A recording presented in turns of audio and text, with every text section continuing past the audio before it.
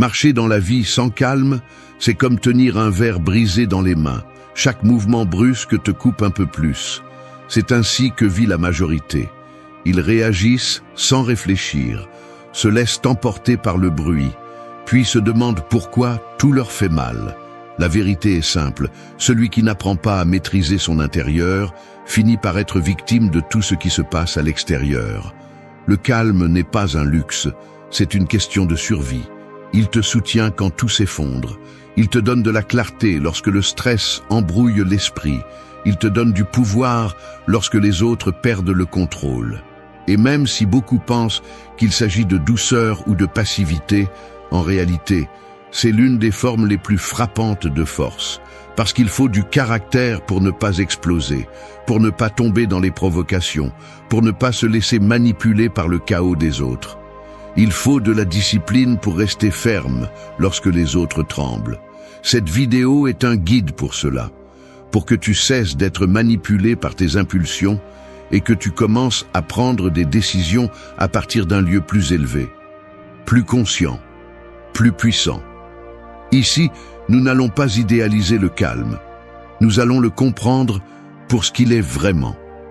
Une arme interne qui s'entraîne tous les jours.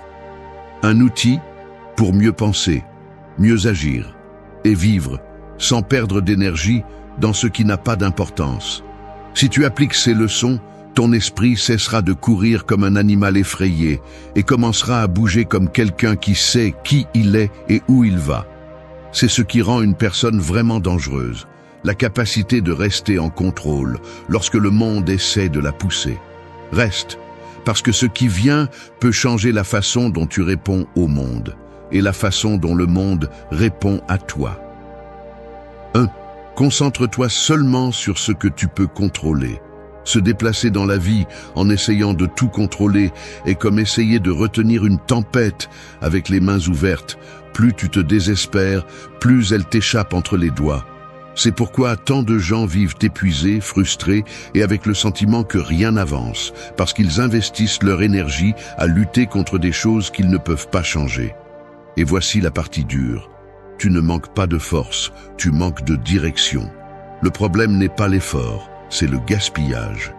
Tu utilises ton esprit pour porter des poids qui ne t'appartiennent pas, essayant d'anticiper des opinions, des comportements, des résultats et des émotions qui ne te correspondent pas et que tu ne peux pas modeler.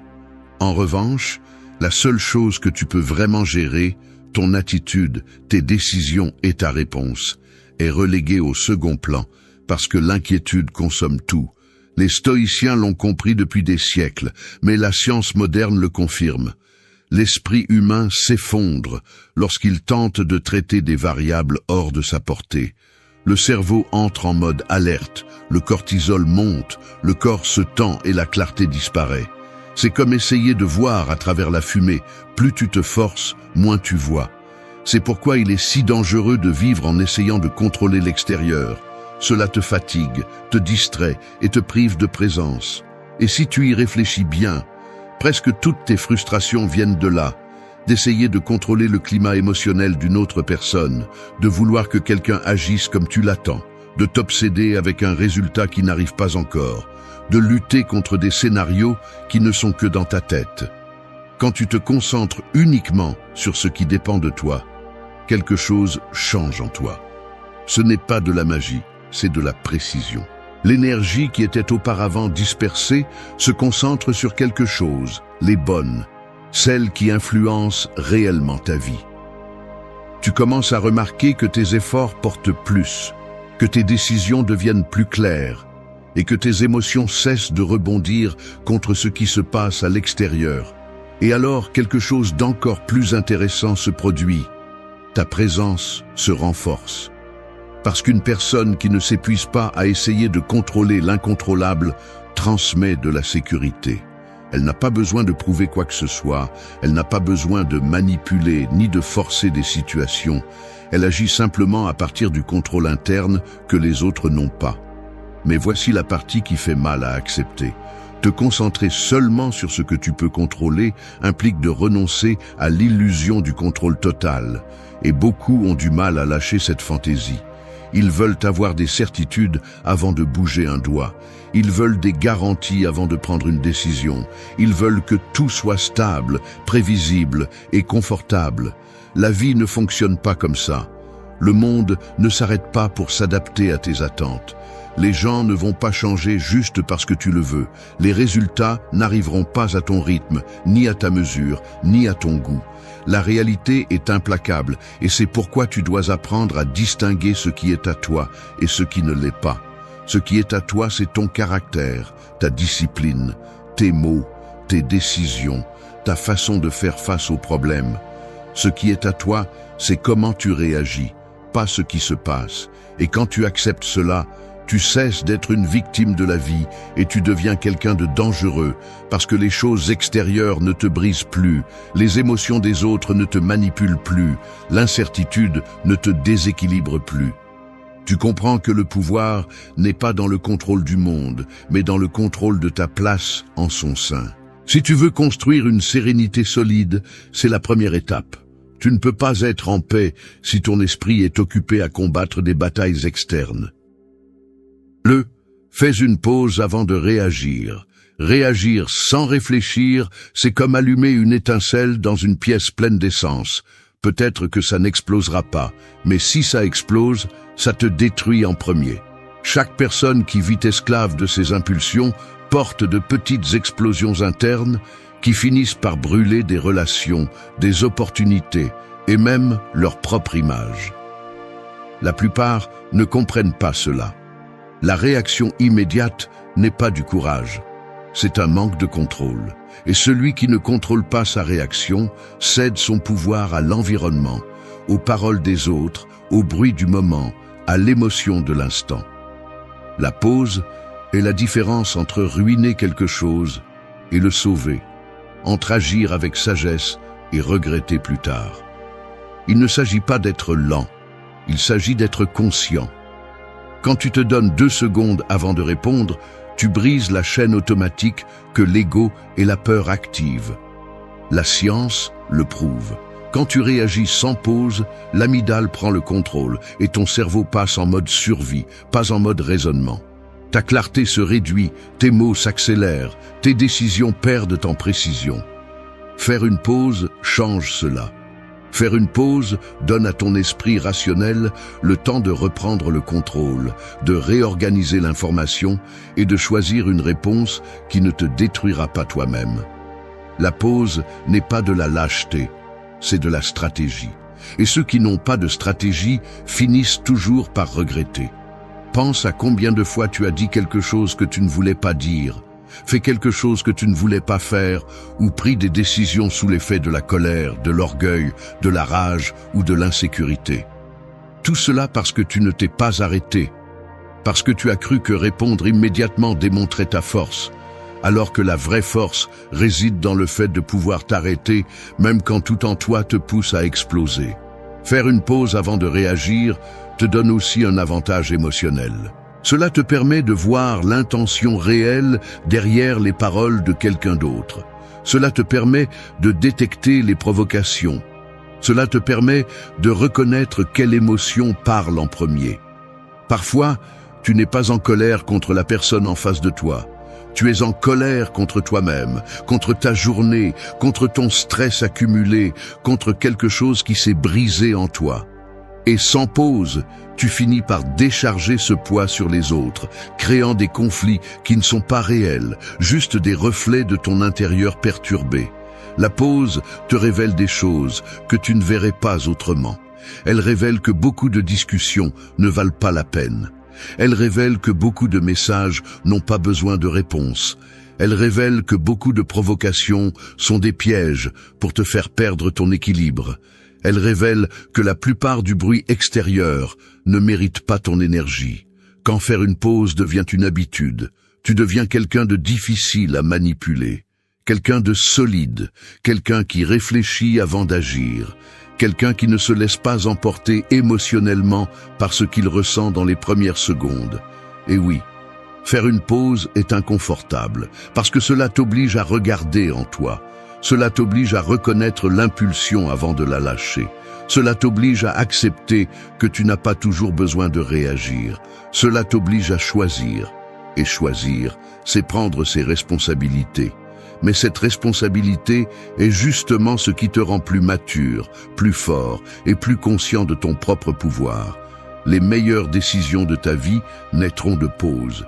Des pauses avant de discuter, des pauses avant de répondre à des messages, des pauses avant de prendre des décisions importantes, des pauses avant de tomber dans les provocations.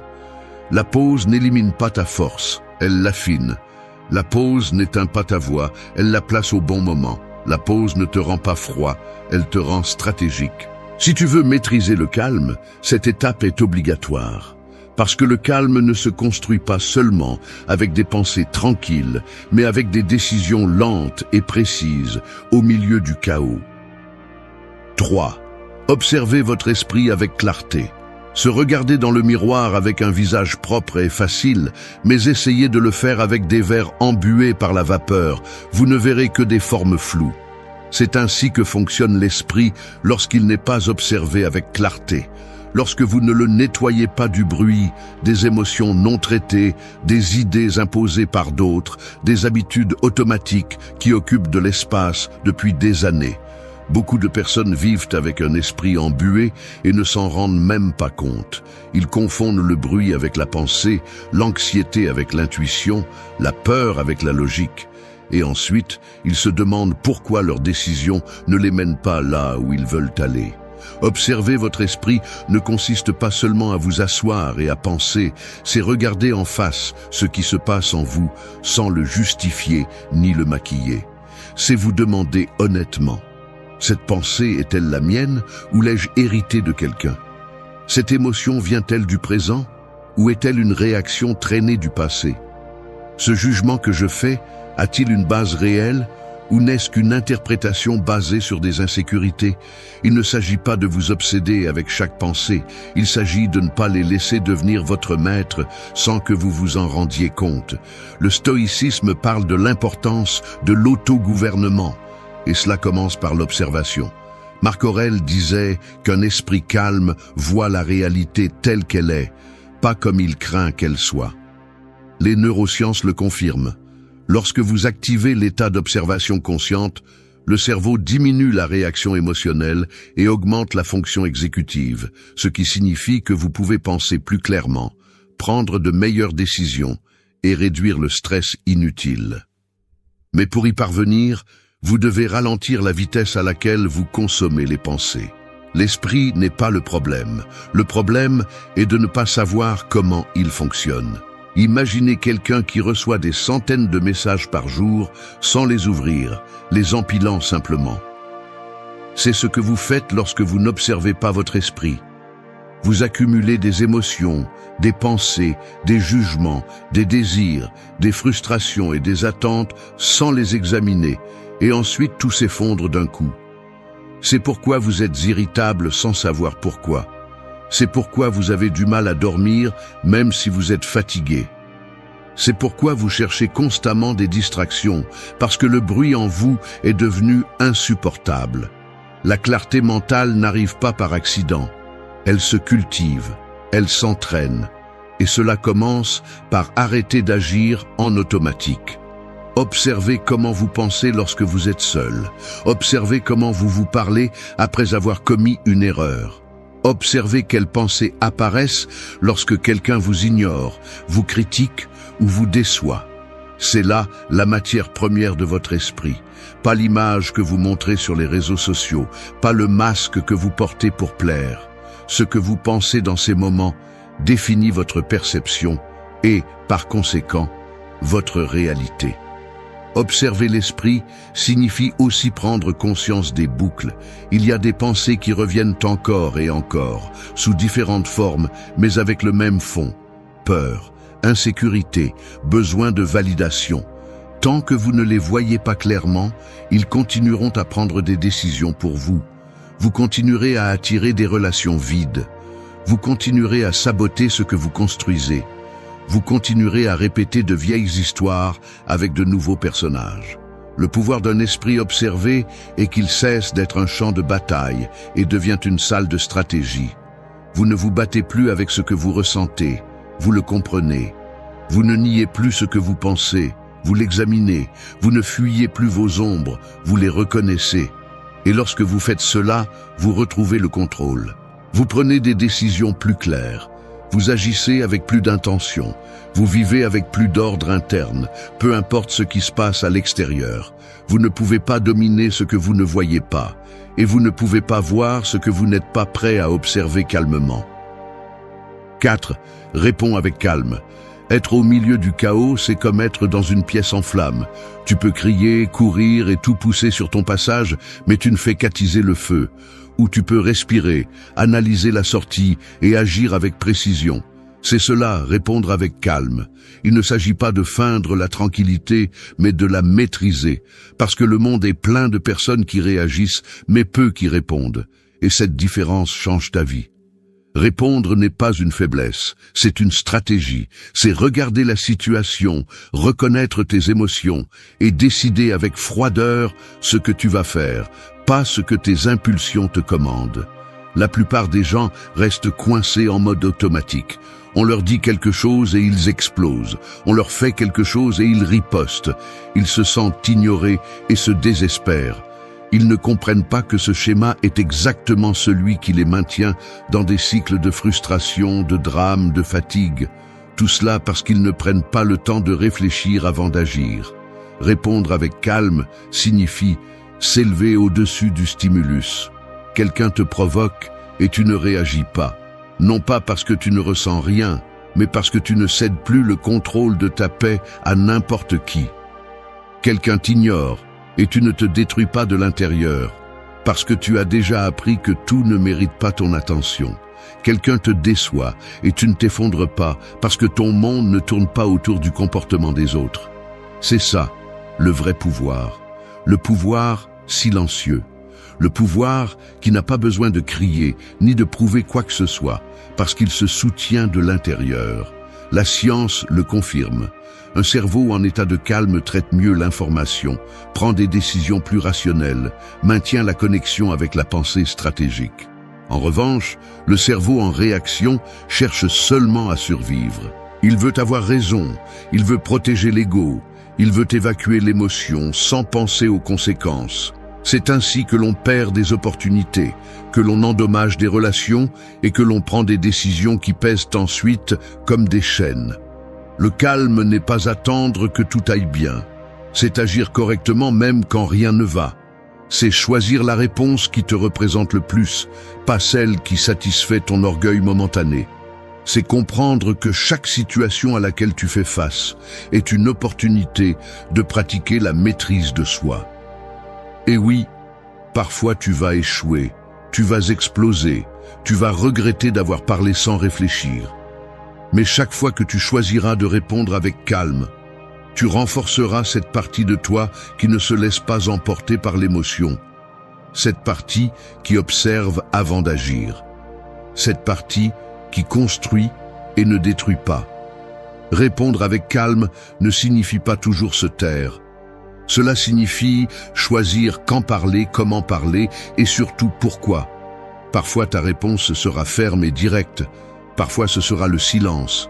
Parfois ce sera de te retirer sans explication. Mais ce ne sera pas une réaction vide. Ce sera une décision consciente. Et cela fait toute la différence. Maîtriser ce point transforme la façon dont les gens te voient. Les gens commencent à le remarquer. Ils perçoivent qu'ils ne peuvent pas te manipuler facilement, que tu ne te brises pas avec n'importe quel mot, que tu ne réponds pas à partir de la blessure. Ta présence change. Ton énergie devient plus propre, plus forte, plus stable. Parce qu'une personne qui sait répondre avec calme transmet de l'autorité, non pas avec des cris, mais avec de la cohérence. Tu n'es pas ici pour gagner des disputes, tu es ici pour gagner en clarté.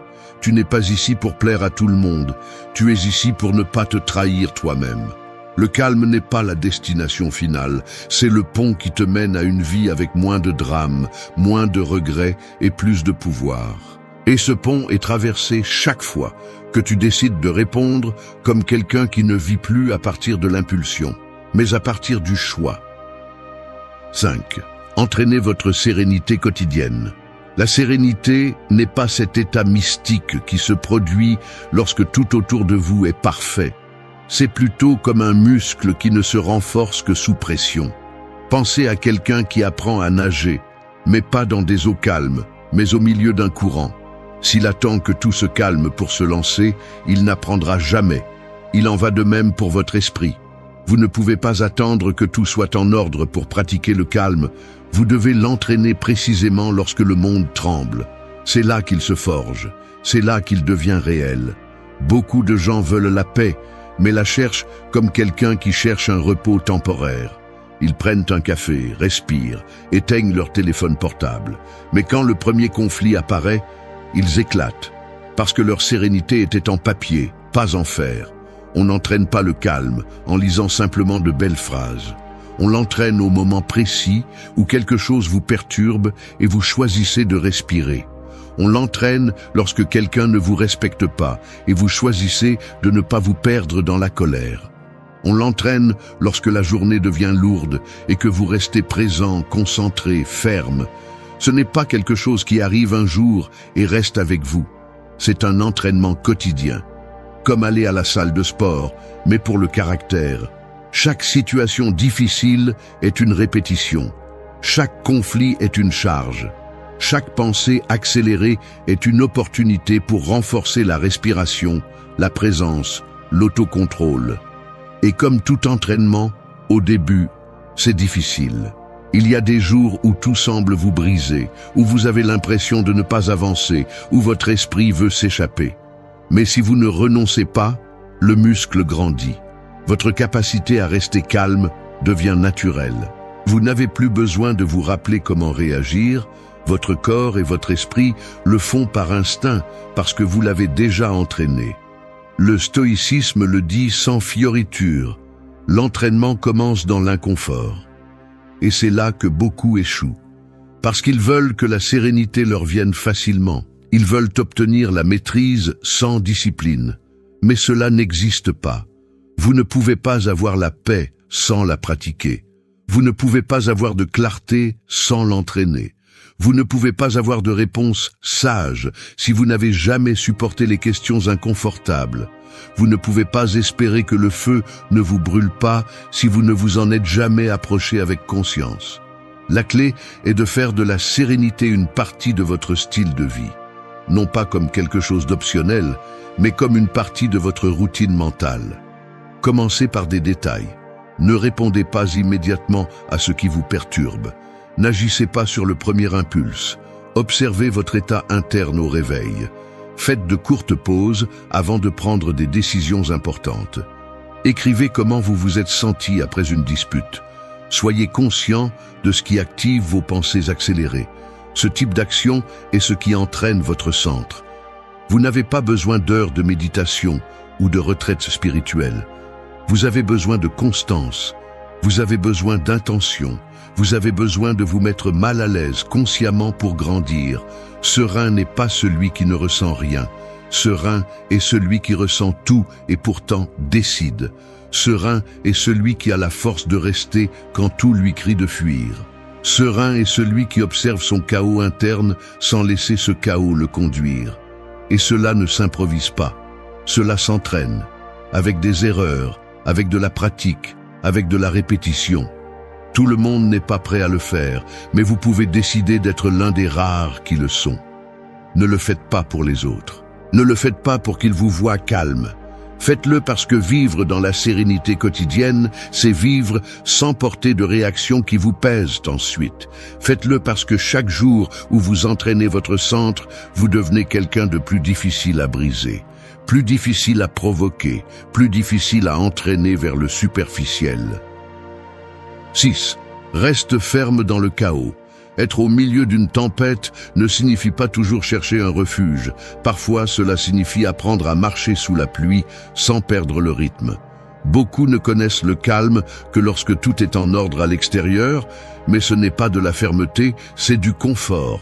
La véritable fermeté est la capacité de tenir bon alors que le vent tente de vous faire plier, alors que les opinions vous frappent, alors que les émotions vous poussent vers des décisions qui ne vous représentent pas.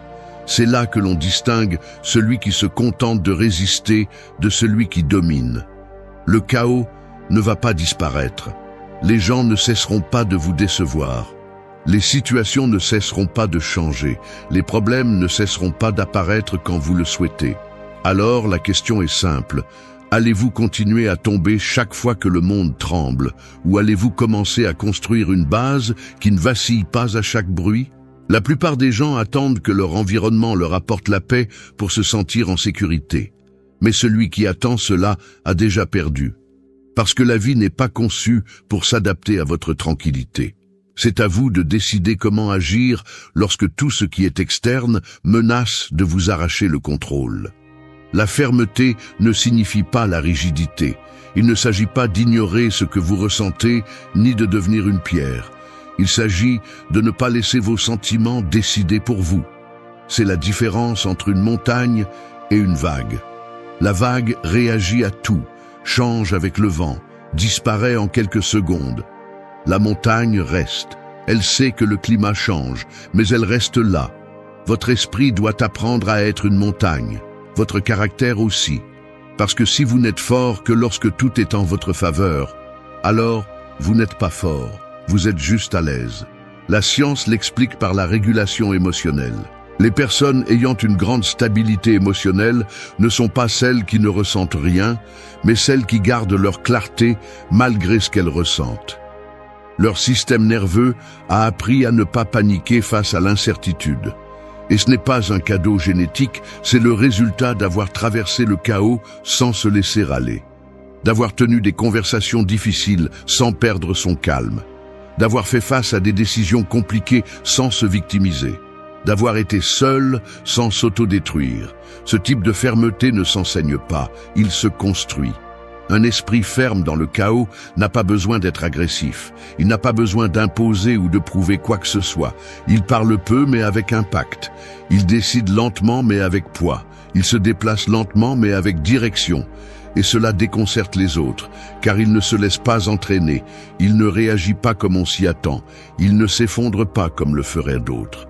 L'environnement peut être en train de s'effondrer, mais vous gardez le même ton, le même regard, la même posture. Cela impose le respect, parce qu'il ne s'agit pas d'être dur, il s'agit d'être inébranlable.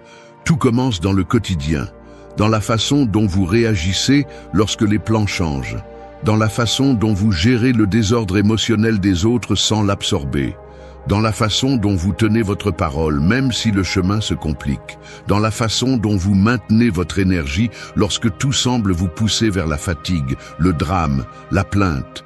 Chaque instant est un test, chaque réaction est un choix.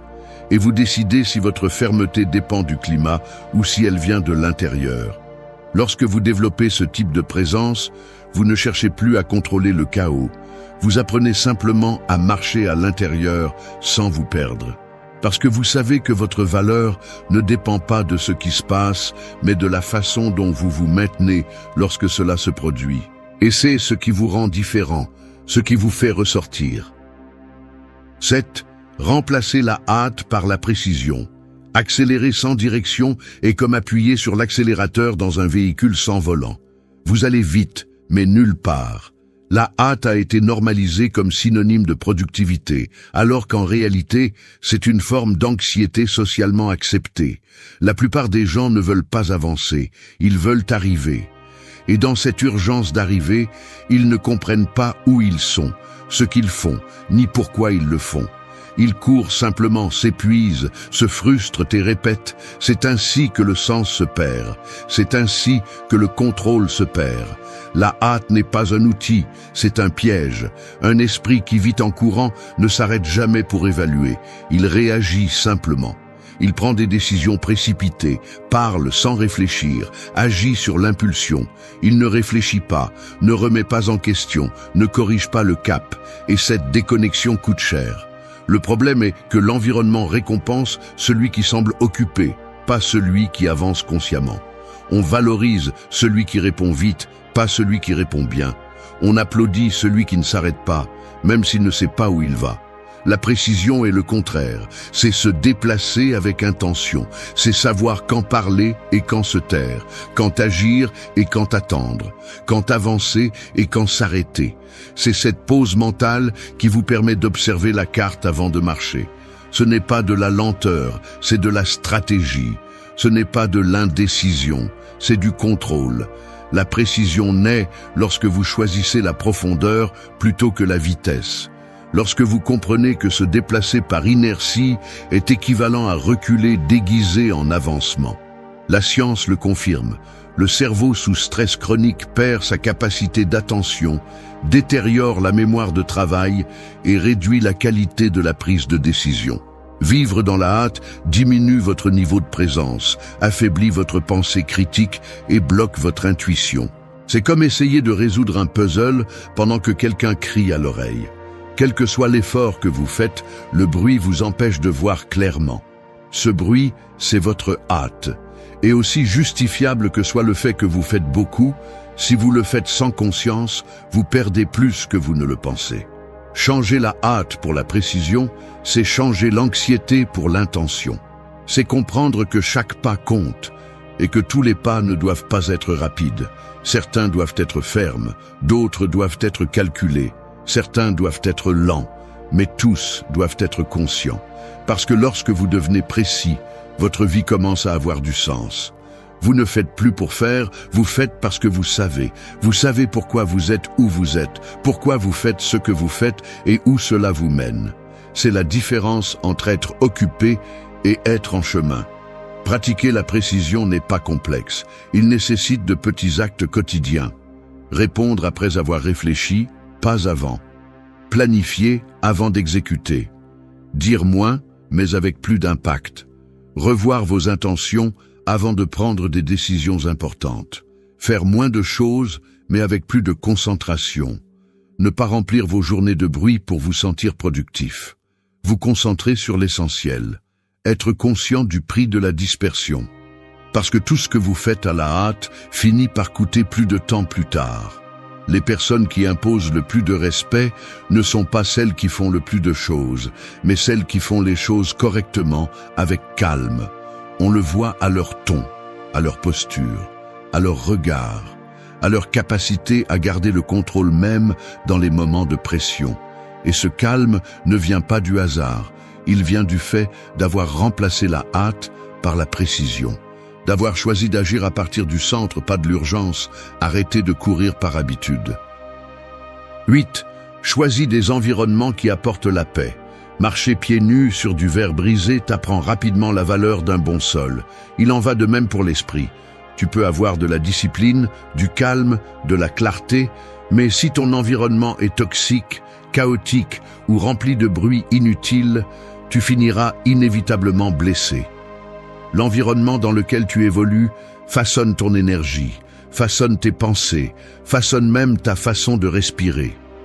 Il ne suffit pas de cultiver la paix intérieure si tu es constamment exposé à des lieux, des personnes ou des habitudes qui sabotent ce travail de l'extérieur.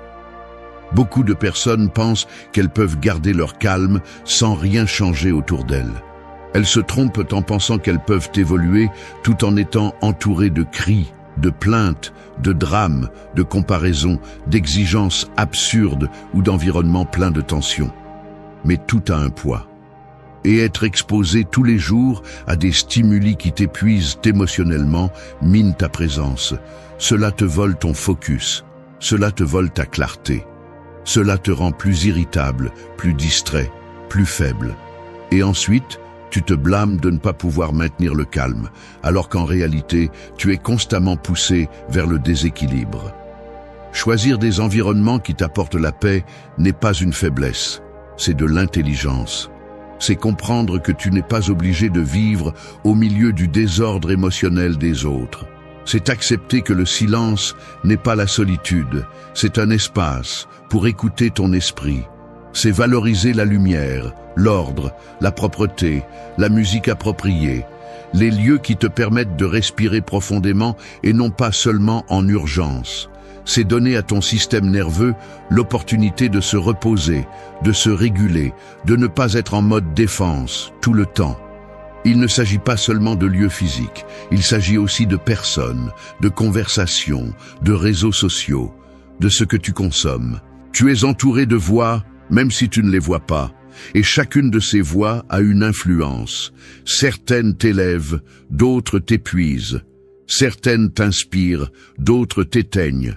Certaines t'invitent à penser clairement, d'autres te remplissent seulement de bruit.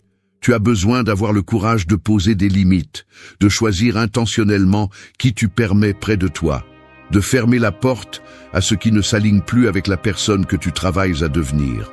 Même si ton environnement ne peut pas être complètement changé, tu peux modifier la façon dont tu interagis avec lui. Tu peux créer des espaces internes de silence, même s'il y a du bruit à l'extérieur. Tu peux sélectionner ce que tu écoutes, ce que tu vois, ce que tu permets d'entrer dans ton esprit. Tu peux nettoyer ton espace. Tu peux organiser ta journée. Tu peux t'éloigner de ce qui ne s'ajoute pas. Et oui, tout cela coûte. Parce que choisir la paix signifie parfois déranger. Cela signifie dire non. Cela signifie arrêter de s'adapter là où tu t'adaptais toujours. Mais c'est le prix de l'évolution. Tu ne peux pas construire un esprit fort dans un environnement faible. Tu ne peux pas être sélectif avec tes pensées si tu n'es pas sélectif avec ce qui t'entoure. Et tu ne peux pas espérer une clarté mentale si l'endroit où tu vis, travailles ou passes du temps t'entraîne à être en mode alerte. Fais de ton environnement ton allié, pas ton ennemi. Fais en sorte que ce qui t'entoure soit le reflet de ton ordre interne, pas une source constante de tension. Choisir des environnements qui apportent la paix n'est pas un acte de confort, c'est un acte de discipline. C'est choisir ce qui te rend plus stable, plus conscient, plus ferme. Parce qu'une personne qui s'entoure de ce qui la nourrit pense mieux, décide mieux, vit mieux. Le calme se construit aussi de l'extérieur vers l'intérieur. Et parfois, la chose la plus sage que tu peux faire n'est pas de résister au chaos, mais de te déplacer vers là où le calme habite aussi. Il est facile de reconnaître quand une maison est en flammes, mais il est beaucoup plus difficile d'accepter que celui qui met le feu à ta paix est quelqu'un de ta propre famille. Et pourtant, c'est exactement ce qui se passe chaque fois que tu tolères une moquerie qui te humilie, un commentaire qui te minimise ou une manipulation qui te fait te sentir coupable pour des choses qui ne te concernent pas.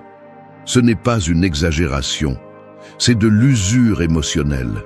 C'est une destruction lente. Cette vidéo va droit au but que beaucoup ne veulent pas admettre. Tout n'est pas permis sous prétexte de son du sang. Le sang ne donne pas le droit de te blesser, de franchir tes limites, d'envahir ton esprit, ni de jouer avec ta stabilité.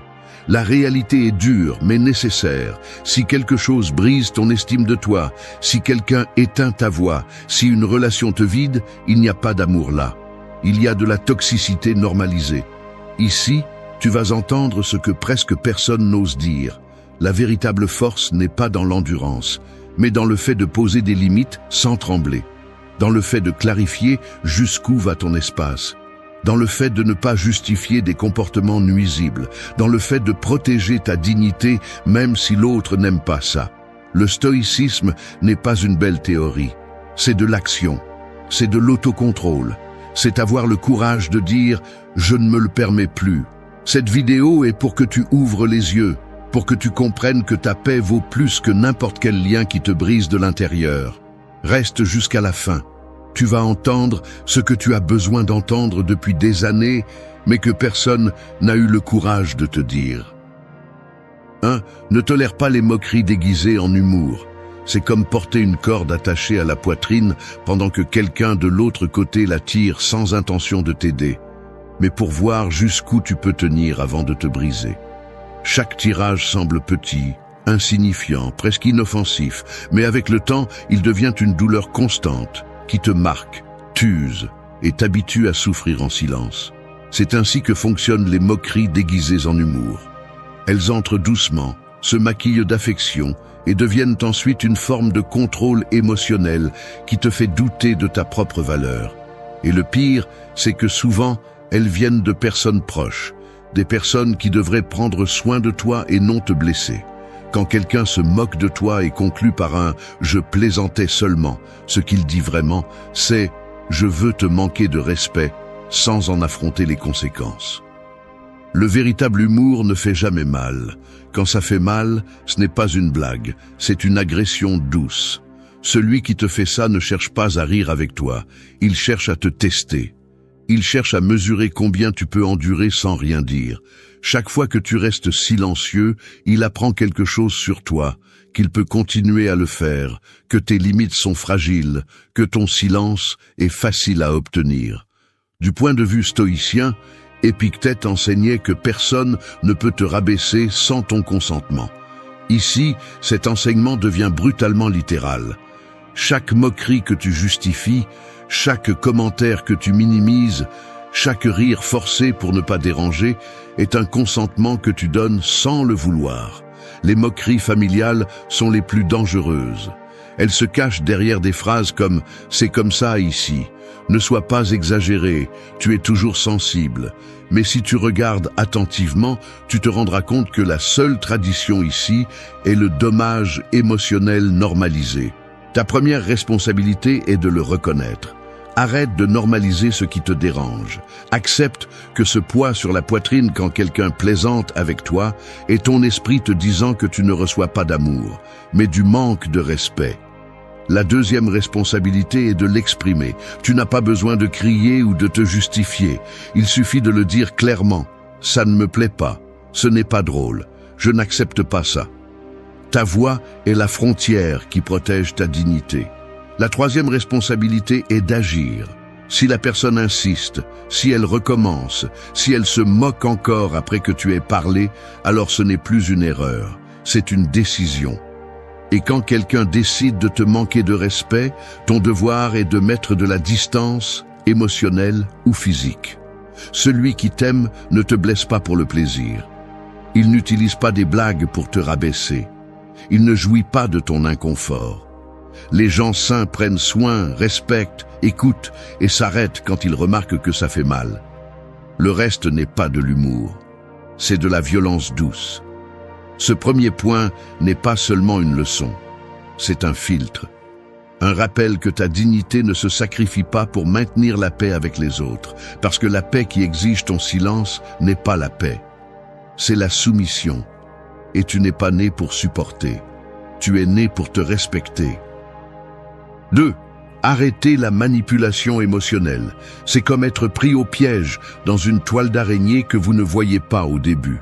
Vous ne ressentez qu'une légère traction, une petite pression, quelque chose apparemment inoffensif, mais chaque mouvement que vous faites vous enveloppe davantage.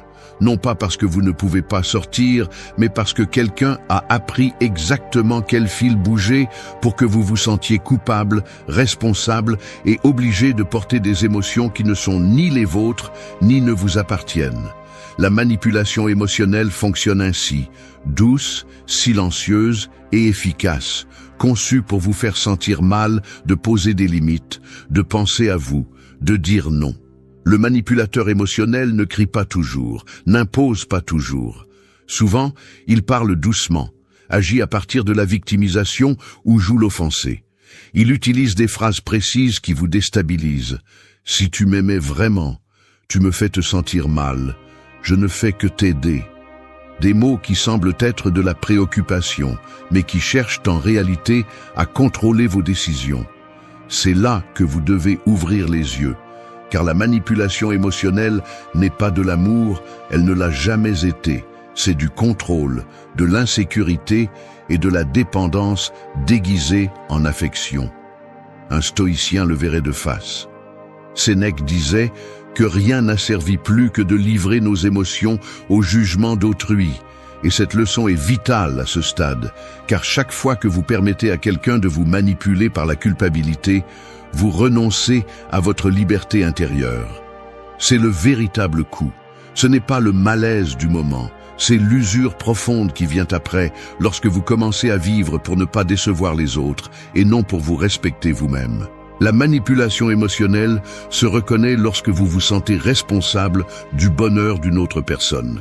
lorsque l'on vous fait porter le blâme pour des choses que vous n'avez pas faites, lorsque vous avez peur que quelqu'un se mette en colère si vous faites ce qui est juste pour vous.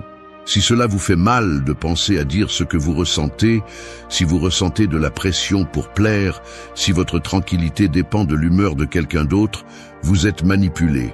La clé est de détecter le modèle. Le manipulateur change le récit pour paraître victime. Tout tourne autour de ses émotions. Si vous êtes fatigué, il est plus fatigué. Si vous avez un problème, le sien est plus grave. Si vous exprimez une limite, il vous accuse d'être froid, égoïste, insensible. Et même si une partie de vous sait que ce n'est pas vrai, vous finissez par céder parce que vous ne voulez pas causer de conflit. Mais c'est là le piège. Le conflit existe déjà, il est juste dirigé contre vous. Alors, que faites-vous? La première chose est de le nommer. D'abord en interne, puis verbalement. Vous devez avoir la clarté de reconnaître quand quelqu'un utilise l'émotion comme outil de contrôle. La deuxième est de ne pas entrer dans le jeu.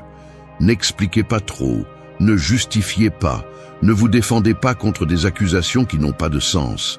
Répondez avec calme, mais fermeté. La manipulation se nourrit de votre réaction émotionnelle. Quand elle ne l'obtient pas, elle perd de sa puissance. La troisième est d'établir une conséquence réelle. Si quelqu'un insiste pour vous manipuler malgré le fait que vous ayez exprimé vos limites, vous devez vous éloigner émotionnellement. Vous n'avez pas l'obligation de guérir quelqu'un ni de porter ses blessures.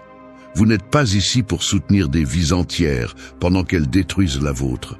La vérité est simple, celui qui vous manipule ne vous aime pas, il vous utilise. L'amour n'exige pas de sacrifice émotionnel constant. L'amour ne vous fait pas vous sentir coupable d'être vous. L'amour ne vous fait pas marcher avec peur. La manipulation émotionnelle est une prison sans barreaux, mais c'est toujours une prison. Et la liberté commence lorsque vous décidez que vous n'allez plus répondre au chantage déguisé en sensibilité. 3. Éloignez-vous du chaos des autres. Cela ressemble à une tempête que vous n'avez pas convoquée. Vous marchez calmement et soudain quelqu'un arrive avec son nuage noir, son désastre émotionnel, son drame accumulé et prétend que vous soyez parapluie, refuge et sauveur en même temps. Il vous trempe de problèmes qui ne vous appartiennent pas et espère que vous resterez là, recevant des éclairs qui n'étaient jamais destinés à vous. C'est l'effet du chaos des autres. Il consomme votre énergie, distord votre clarté et vous entraîne vers une usure que vous n'avez pas demandée. Il y a des gens qui vivent en conflit permanent. Ils passent d'un problème à un autre, d'une dispute à une autre, d'une crise émotionnelle à la suivante. Ils ne cherchent pas des solutions, ils cherchent des compagnons pour couler. Et vous, parce que vous avez un bon cœur, vous finissez par vous impliquer, essayant de calmer, d'ordonner, d'équilibrer, portant des poids qui n'étaient jamais les vôtres. Mais le chaos des autres est addictif pour celui qui le provoque. Ils ont besoin d'un spectateur, d'un récepteur, de quelqu'un qui absorbe l'impact. Et si vous êtes cette personne, vous commencez à devenir l'éponge émotionnelle qui s'imbibe de tristesse, de colère et de frustration que vous n'avez pas générée. La philosophie stoïcienne est claire sur ce point. Marc Aurèle disait que l'esprit doit rester stable et ferme, comme un rocher qui ne se brise pas face à la marée. Cette stabilité est perdue lorsque vous permettez au chaos des autres d'envahir votre espace intérieur. Le stoïcien ne se déconnecte pas de la douleur des autres par égoïsme, mais par sagesse, parce qu'il comprend que s'il perd son équilibre, il ne peut rien apporter. Et souvent, la meilleure façon d'aider est de garder ses distances. Le chaos des autres se reconnaît par son schéma répétitif. Il y a toujours un nouveau conflit, un problème plus grand que le précédent, une histoire pleine de victimes et de coupables, où le protagoniste n'assume jamais la responsabilité. Vous finissez toujours dans le rôle du soutien émotionnel inconditionnel. Et si vous essayez de vous retirer, on vous accuse d'être froid, distant ou désintéressé. C'est le langage du chaos. Il vous fait vous sentir mal pour vous protéger. Comprendre ce point est crucial. Vous n'êtes pas mauvais pour vous éloigner du désordre émotionnel des autres. Vous n'êtes pas cruel pour prioriser votre paix. Vous n'êtes pas égoïste pour dire « je ne peux pas porter ça ». C'est de la maturité émotionnelle. C'est de la conscience, c'est de l'auto-soin. Parce que personne qui vit dans un état de tempête constante ne peut maintenir des relations saines. Et vous n'êtes ni le thérapeute, ni le sauveur, ni le champ de bataille où d'autres déchargent leur frustration. Le chaos externe devient le chaos interne lorsque vous décidez de rester. Vous n'avez pas besoin de combattre, de justifier, de convaincre ni d'expliquer. Vous avez juste besoin de partir de là. La distance est un médicament silencieux. Il ne discute pas, n'accuse pas, ne pointe pas. Il vous libère simplement. Il vous rend la clarté, l'énergie, la concentration. Et quand vous retrouvez votre paix, vous réalisez que la plupart du poids que vous portiez n'était même pas le vôtre. S'éloigner ne signifie pas punir, cela signifie vous protéger. Cela signifie reconnaître que tout le monde ne mérite pas d'accéder à votre esprit, à votre temps, à votre stabilité. Certains cherchent seulement un endroit où décharger leur désordre, et si vous le leur permettez, ils finiront par éteindre votre lumière pendant que vous essayez de soutenir la leur. Ce point est une déclaration de limite invisible mais puissante. Je ne serai le dépotoir émotionnel de personne. Je ne vais pas porter des tempêtes qui ne me concernent pas. Je ne vais pas sacrifier ma paix pour maintenir des liens qui n'existent que lorsque l'autre a besoin de quelque chose. Éloignez-vous du chaos des autres sans culpabilité et sans explication. La paix que vous retrouvez ensuite est le signe le plus clair que vous avez pris la bonne décision. 4. Ne porte pas les fautes des autres. Parfois, la vie ressemble à porter un sac à dos que tu n'as pas emballé toi-même. Quelqu'un d'autre a décidé de le remplir de frustration, d'erreurs, de responsabilités et d'émotions non résolues, puis te l'a accroché dans le dos comme si c'était ton devoir de porter ce poids. Tu marches, tu te fatigues, tu t'épuises, et quand enfin tu te demandes pourquoi tu te sens si lourd, tu découvres qu'une grande partie de cette souffrance ne t'appartient même pas. C'est ainsi que fonctionnent les fautes des autres. Elles entrent sans permission, restent sans raison, et te détruisent sans faire de bruit. Il y a des gens qui maîtrisent l'art de tout transformer en ta responsabilité. S'ils commettent une erreur, tu es celui qui aurait dû la prévenir. Si quelque chose tourne mal, tu aurais pu faire plus. S'ils réagissent mal, tu les as provoqués. Et peu à peu, tu commences à douter de toi-même. Tu te demandes si tu as vraiment fait quelque chose de mal. Tu commences à porter des sentiments qui ne sont pas nés en toi, mais qui finissent par gouverner ton esprit. Ce mécanisme n'est pas un hasard. Les gens qui n'assument pas leurs responsabilités ont besoin de chercher des coupables pour ne pas affronter leur propre ombre. Il est plus facile de te pointer du doigt que de se regarder eux-mêmes. Il est plus confortable de t'accuser que d'admettre leurs erreurs. Et si tu permets que cela se répète, tu finis par devenir le réceptacle émotionnel de ceux qui ne veulent pas prendre en charge leur propre vie. La philosophie stoïcienne clarifie ce point. Marc Aurèle disait que chaque personne est responsable uniquement de ses actes, de ses décisions et de son esprit. Tu ne peux pas porter le fardeau de ce que quelqu'un d'autre fait ou ne fait pas. Tu ne peux pas te responsabiliser pour le manque de discipline, de maturité ou de caractère de quelqu'un d'autre. Ce fardeau ne te concerne pas et ne t'a jamais concerné. Le problème est que beaucoup ont grandi en entendant des phrases conditionnantes. Si tu ne fais pas ça, tu me fais te sentir mal. Regarde comment tu me mets. J'étais heureux jusqu'à ce que tu... Cette programmation émotionnelle t'apprend à croire que ton existence contrôle le bonheur des autres, mais c'est un mensonge dangereux. La vérité est simple. Chaque personne est maître de ses émotions. Chacun décide ce qu'il fait de sa vie. Personne ne peut te tenir responsable de son chaos interne. La première chose à faire pour arrêter de porter les fautes des autres est de reconnaître le schéma. Observe ces situations où tu te sens mal sans raison logique, où on te blâme pour des réactions que tu n'as pas provoquées, où on te fait te sentir responsable de décisions que tu n'as pas prises. Ce malaise est ton signal interne que tu absorbes ce qui n'est pas à toi. La deuxième chose est de mettre des limites émotionnelles. Quand quelqu'un essaie de te transférer sa faute, respire et rappelle-toi, cette émotion ne m'appartient pas. Tu peux le dire clairement. Je comprends comment tu te sens, mais cette responsabilité n'est pas la mienne. Tu n'as pas besoin d'attaquer ou de te défendre excessivement. Tu as juste besoin de clarté. Les fautes des autres se désintègrent quand tu ne les acceptes pas. La troisième chose est d'arrêter de te transformer en sauveur émotionnel. Tu ne peux pas réparer ceux qui ne veulent pas se réparer. Tu ne peux pas résoudre des problèmes qui ne sont pas nés de toi. Tu ne peux pas vivre en éteignant des feux que d'autres provoquent par leur propre manque de responsabilité. Ta paix mentale vaut plus que toute tentative d'être un héros pour ceux qui ne veulent pas changer. La faute est un outil de contrôle lorsqu'elle est mal utilisée. Elle produit de la soumission, te fait douter, te fait te sentir petit. Mais quand tu commences à rejeter les fautes qui ne sont pas les tiennes, tu retrouves ton autonomie mentale. Tu retrouves ta voix. Tu retrouves ton pouvoir. Ce point est une libération interne. Tu arrêteras de demander pardon pour des choses que tu n'as pas faites. Tu arrêteras de te sentir honteux pour des émotions qui ne sont pas les tiennes. 5. Protège ton chemin de l'envie. Se sentir observé par des yeux envieux, c'est comme marcher sur un sentier tranquille pendant que quelqu'un, caché parmi les arbres, lance de petites pierres dans ton dos.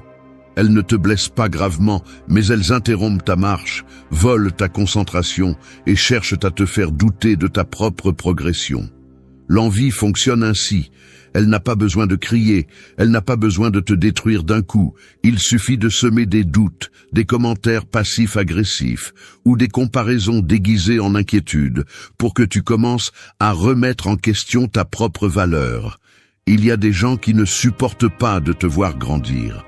Non pas parce que tu leur as fait quelque chose, mais parce que ton évolution leur rappelle ce qu'ils n'ont pas osé tenter. Ta discipline les dérange, ton amélioration leur fait mal, ta force les agace. Ils n'en parlent pas directement, mais ils l'expriment par des regards, des silences, des blagues empoisonnées et des attitudes qui semblent petites, mais qui portent une vérité profonde. Ils ne célèbrent pas ton chemin, ils le surveillent. L'envie au sein de la famille est encore plus dangereuse. Beaucoup la nient, la dissimulent, la cachent sous des phrases comme « je veux seulement le meilleur pour toi ».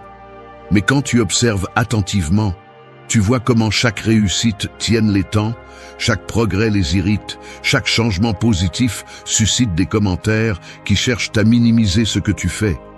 Ces personnes ne veulent pas te voir tomber, mais elles ne veulent pas non plus te voir trop haut. Elles ont besoin que tu ne t'éloignes pas de leur niveau, que tu ne te distingues pas trop, que tu ne changes pas la dynamique où elles se sentent le plus à l'aise. Le regard stoïcien nous rappelle que nous ne pouvons pas contrôler l'opinion des autres, mais nous pouvons contrôler ce que nous laissons entrer dans notre esprit. Épictète disait que ce n'est pas ce qu'on te dit qui t'affecte, mais l'interprétation que tu fais de ces mots. L'envie des autres ne te détruit que si tu la prends pour une vérité. Si tu décides de ne pas lui donner accès à ton identité, elle n'a pas de pouvoir. L'envie est un poison qui ne fonctionne que si tu le bois.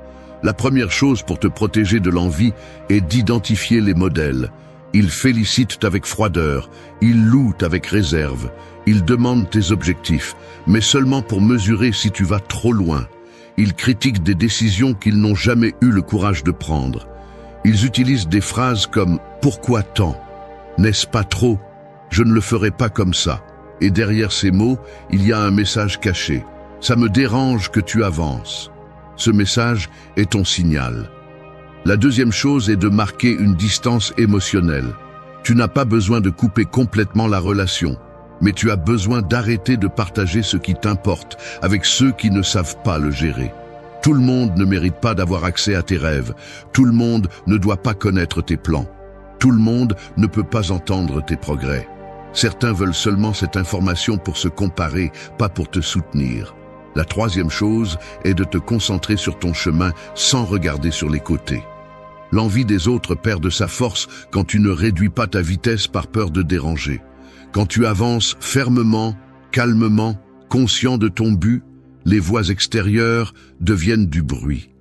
Et tu n'es pas ici pour vivre en fonction du bruit, mais de ta direction interne. Te protéger de l'envie n'est pas être méfiant, c'est être sage. c'est prendre soin de ton esprit, de ta motivation et de ton énergie.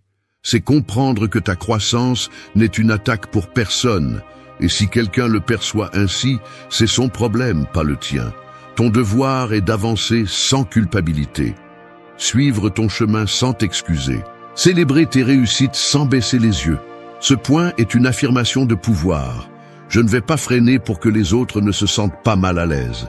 Je ne vais pas cacher mes progrès pour protéger les insécurités des autres. Je ne vais pas permettre que l'envie des autres détermine ma vitesse. 6. Défends fermement tes limites. Poser des limites ressemble à construire une porte au milieu d'un chemin que tout le monde avait l'habitude de traverser sans permission. Au début, personne ne la respecte. Certains essaient de la pousser, d'autres sont contrariés parce qu'ils doivent maintenant frapper avant d'entrer, et d'autres te traitent carrément d'exagéré pour avoir décidé de protéger ton espace. Mais avec le temps, tu comprends quelque chose d'essentiel. La porte n'est pas là pour que le monde change. Elle est là pour que tu ne laisses plus jamais n'importe qui marcher sur ta paix. Les limites ne sont pas une agression. Elles ne sont pas une distance injustifiée. Elles ne sont pas de la froideur. Elles sont la carte qui définit jusqu'où tu permets aux autres d'aller. Elles sont la façon la plus sincère de dire « c'est moi, c'est ce dont j'ai besoin et c'est ce que je n'accepterai pas ». Et celui qui est contrarié par cette clarté démontre quelque chose de simple. Il profitait de ton absence de limites. Dans la vie réelle, la plupart des gens ne franchissent pas tes limites par accident. Ils le font parce que cela les arrange. Parce qu'il leur est utile que tu dises toujours oui, que tu sois toujours disponible, que tu portes plus que ce qui te revient, que tu restes silencieux quand tu es mal à l'aise, que tu acceptes des plaisanteries, des manipulations, des pressions ou des attitudes qui te blessent. Quand tu oses enfin dire non, le premier impact n'est pas externe, mais interne. Peur, doute, insécurité. Tu te demandes si tu en fais trop, si tu vas blesser quelqu'un, si tu es méchant.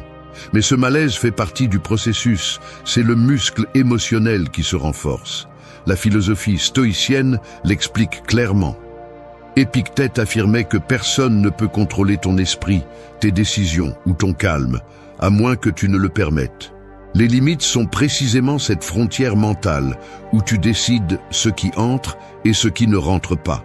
Tu ne peux pas vivre en paix si tu n'établis pas de barrières fermes. Tu ne peux pas être fort si tu permets à n'importe qui de définir ton énergie.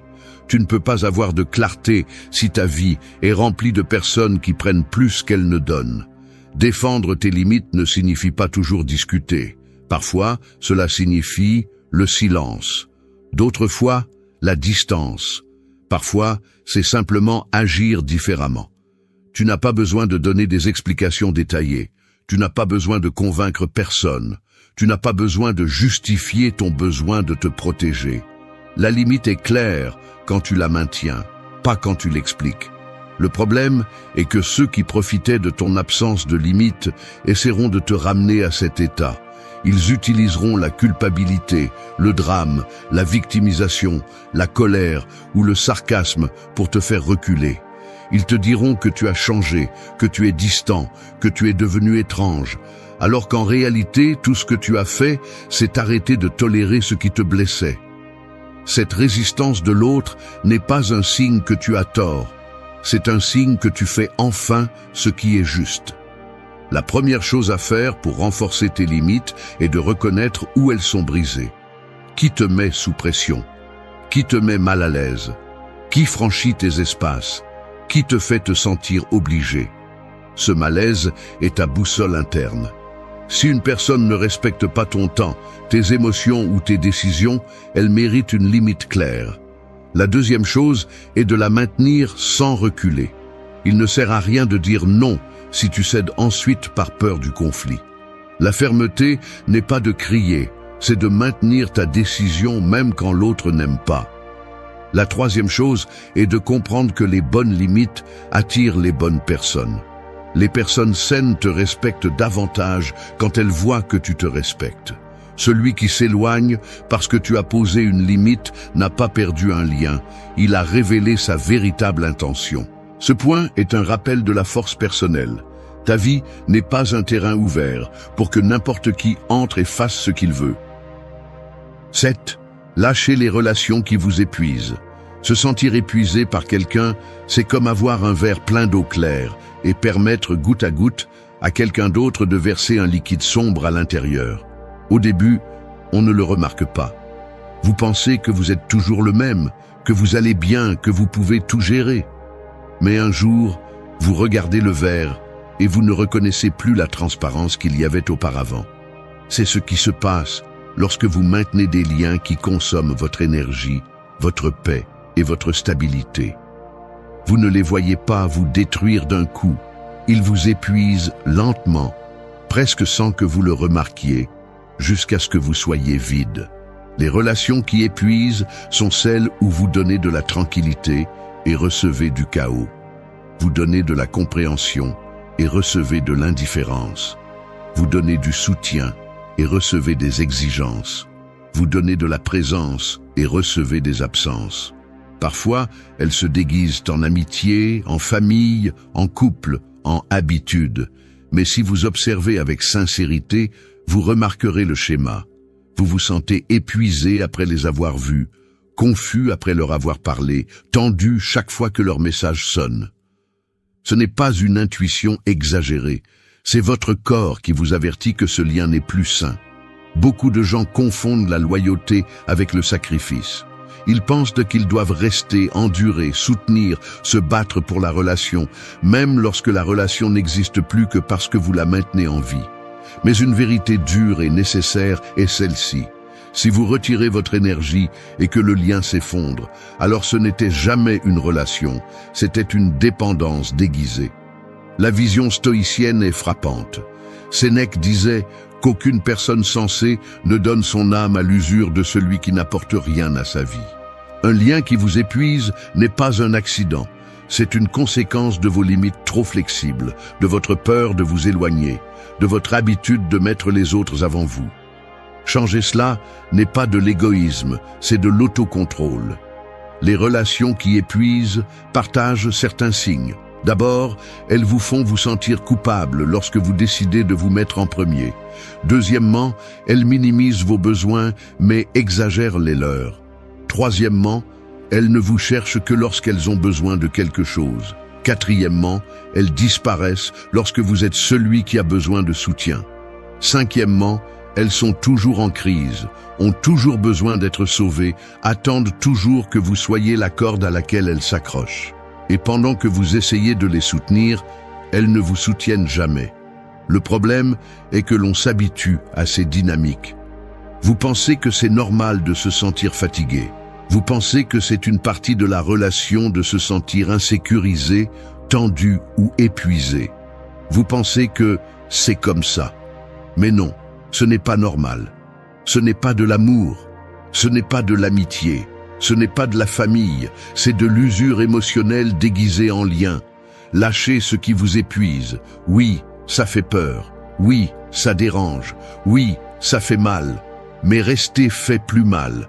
Rester vous vole la clarté, vous enlève de l'énergie, vous déconnecte de votre but. S'éloigner ne fait pas de vous une personne froide, cela fait de vous une personne saine. Parce qu'une relation saine ne vous demande pas de vous abandonner pour que l'autre se sente bien. Une relation saine ajoute, elle ne soustrait pas. La première chose est d'identifier quel lien vous épuise. La deuxième est d'accepter que vous ne pouvez pas réparer celui qui ne veut pas se réparer. La troisième est de faire un pas en arrière, sans culpabilité, sans longues explications, sans justifier votre besoin de paix. La distance ne s'annonce pas toujours. Souvent, elle se prend simplement. Et ne vous y trompez pas, lâcher prise n'est pas de la haine, c'est du respect de soi. Lâcher prise n'est pas une punition, c'est une protection. Lâcher prise n'est pas fermer son cœur, c'est choisir qui mérite d'y entrer. Les personnes qui vous apprécient vraiment ne vous épuisent pas. Elles vous élèvent, vous accompagnent, vous écoutent. Les autres, celles qui ne prennent que, celles qui usent, celles qui exigent sans donner, celles qui consomment sans construire, ne doivent pas occuper une place dans votre vie. 8. Mets ta dignité en premier. La dignité est ce sol solide sous tes pieds qui a toujours été là, mais qui peu à peu se remplit de fissures lorsque tu permets aux autres de te piétiner. Imagine-toi marcher sur ce même sol chaque jour, mais remarquez qu'avec chaque commentaire blessant, chaque manque de respect, chaque fois que tu te trahis toi-même, le terrain s'affaiblit un peu plus. Lorsque le sol finit par se briser, ils ne seront pas complètement à ce moment-là. Il se brise parce que tu l'as laissé se fracturer pendant des années. C'est ainsi que fonctionne la dignité. Elle ne se perd pas d'un coup. Elle s'use lentement lorsque tu ne la mets pas en premier. Mettre ta dignité en premier n'est pas de l'arrogance, ce n'est pas de la fierté, ce n'est pas de la froideur. C'est prendre soin de soi en profondeur.